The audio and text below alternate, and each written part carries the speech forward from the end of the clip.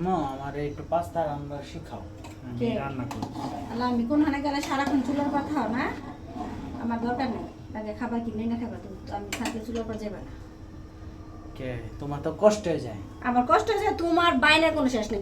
ওরা দুইটা আজকে 3 দিন ধরে বাসায়, ওরা দূরে কি কোনো এই এই পর্যন্ত বলছে আমি যা দিতেছি তাই খেয়েছে। ওরা তো বাইরে জিনিস খায়, বাইরের তোমার জিনিস রান্নার তো মজাটা ওরা বুঝবো না। না, বুঝে না। এই যে দেখো পাস্তায় যে দিয়ে পাস্তায় দিয়ে দিলাম সিদ্ধ করতে, এই যে এটার মধ্যে দিয়ে দিতেছো, তাহলে আমি টাইতেছি না, তুমি তারা রান্না করে থাকা লাগবে না, অনেক গরম।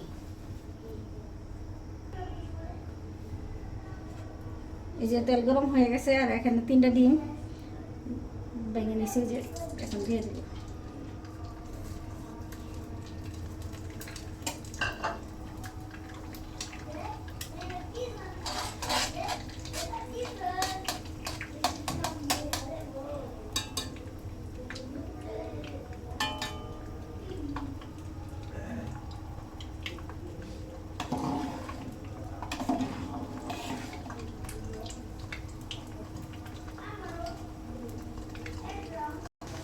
এই তো ভাজা হয়ে গেছে, এখন আমি এই যে ডিমগুলো উঠে রাখবো।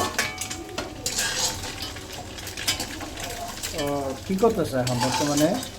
এখন তোমার ছেলে ঘরে ফল দিলাম খাইতে, বড়া নুডলস খাইবো, এই পাস্তা খাইবো। আর ছেলে পাস্তাটা বলতেছে বুঝছো, আমি এবার ওরা দিয়ে পাস্তা আনাইছি, বলছি কি পাস্তা রান্না করে দিই।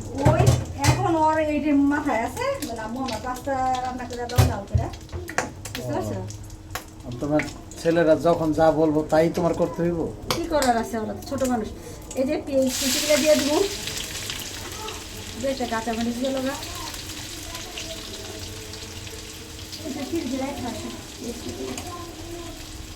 নর্মালে রাখো।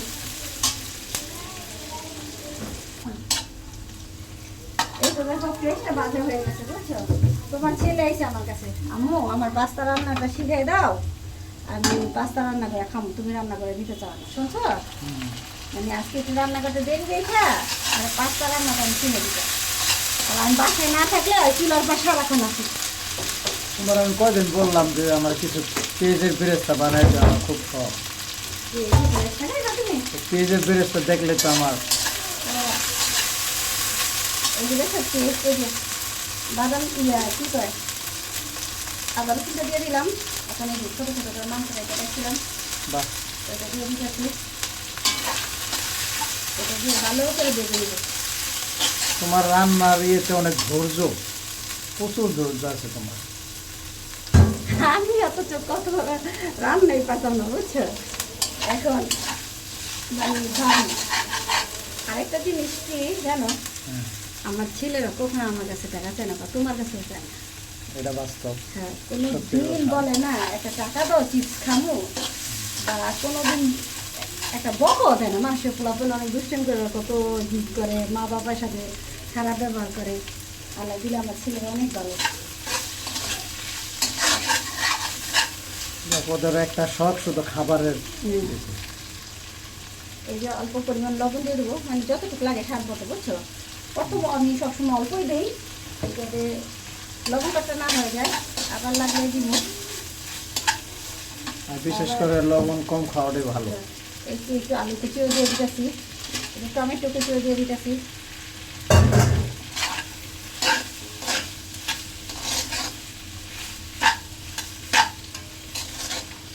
ওই কড়াইটা না খুব শব্দ হয়, না ওই যে ইয়া তো এরকম ধার ধার ধার ধার, একটু মশলাটা দেখো, কিন্তু কড়াইটা খুব সুন্দর।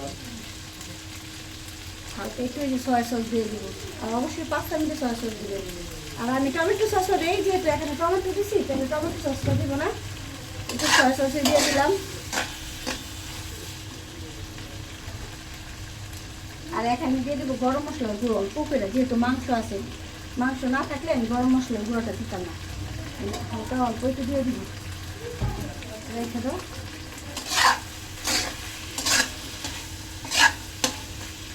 সব উঠায় রেখে দাও।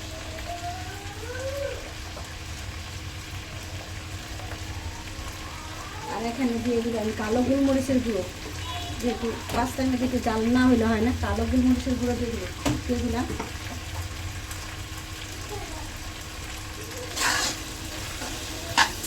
শুধু ভিডিও করি দেখে না, আমি সবসময় মানে আমার বিয়ের পর থেকে আমার সোহান যখন খাওয়া শিখছে আমি সবসময় বিকেলে নাস্তার জন্য এর চেয়ে বেশি আইটেমও করতাম। আমি যা করি তাই আপনার জন্য আমি শেয়ার করি। আর অবশ্যই আমার রান্নাটা যদি একটু ভালো লেগে থাকে আমার পাশে থেকে আমাকে একটু সাপোর্ট করবেন।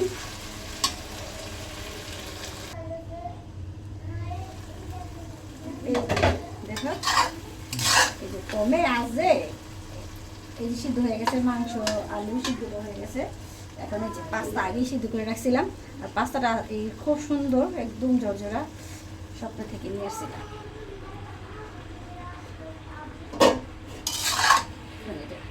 দিয়ে দিব আর ডিম বাইজা রাখছিলাম আর কাঁচামরিচ কেটে রেখে দিয়েছিলাম।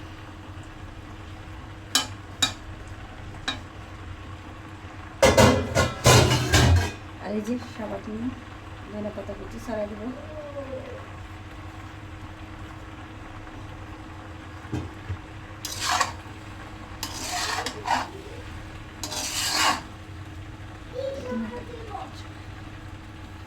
তোমার রান্নাটা তো আজকে আমার খুব ভালো লাগতেছে।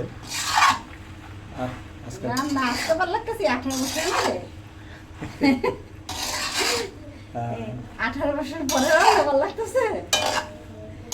তোমার পাস্তাটা কিন্তু আজকে খুবই সুন্দর একটা পাস্তা। নাই পাস্তার মধ্যে আর সবজি দেওয়া যায় বুঝছো। আজকে সবজি আছে না। বটবড়ি আজকে কোনো সবজি নেই, যা খালি টমেটো আছে আর শসা আছে। গেলে তোমার ছেলেরা হঠাৎ করে রাত্রে বলতেছে বুঝছো। আচ্ছা, বুঝিনি কখন আমি হয়েছে তোমার, আজ দেখি তুমি ছাড়া নেই কিছু আর, কি জাদু করেছ বলো না,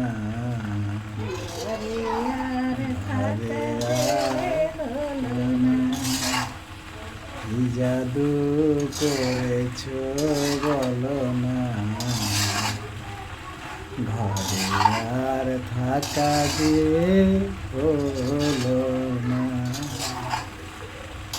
বুঝিনি কখন আমি হয়েছি তোমার, আজ দেখি তুমি ছাড়া নেই কিছু আর। বাহ, সুন্দর তো। মানুষ টাকা পয়সা হইলেই কি সুখ? সুখ হয় না, সুখ আসে, সুখ আসে মনের সুখ। আর এই সুখটা আমার মনে হয় নিজেরাই তৈরি করে দিতে উচিত। অবশ্যই বুঝছো, আজকে ধরো এই যে আমার রান্নাটা কেমন হইতেছে জানি না, তুমি যদি বলো এই রান্নাটা সুন্দর না, ভালো লাগে না, তাইলে তো অশান্তি। আর তুমি যাই হয় তুমি যদি খায় বলো রান্নাটা অনেক সুন্দর, পেলে আমার কাছে অনেক ভালো লাগে। অবশ্যই সুন্দর। আর দেখো আরেকটা কথা কি জানো, তোমার রান্নার মধ্যে বেশি করে নুন তুমি খাইবে কি আমার ভালো হয়েছে। যাই হোক, আমার রান্নাটা কেমন হয়েছে, আর আমরা সবসময় এরকম দুষ্টাইম ফাজলামি করতেই থাকি। অবশ্যই অবশ্যই তোমার রান্নাটা অবশ্যই সুন্দর। দর্শককে বলতেছি আমার রান্নাটা কেমন হয়েছে, শুধু আমি মানে যাই রান্না করি আপনাদের কাছে শেয়ার করি। মানে বেশিরভাগ আমার বাচ্চাদেরকে, আমার বাচ্চা মাদ্রাসায় থাকে, সারাক্ষণ আমার মাদ্রাসায় দৌড়দৌড়ি করতে হয়, আর তাদের জন্য একটা না একটা খাবার বানাইতে হয়। আর আমার বাচ্চারা বাহিরের খাবারটা তেমনটা পছন্দ করে না, আর আমিও খাওয়াই না। ওরা অবশ্যই পছন্দ করবো, ফাস্টফুড যাতে খাবার ওরা অবশ্যই পছন্দ করবো, তো আমি নিজের ইচ্ছা খাওয়াই না। বাইরে কেমন না কেমন খাবার নিব, যাই পারি বাচ্চাদেরকে নিজে তৈরি করে খাবারটা খাওয়াই। আল্লাহ হাফেজ।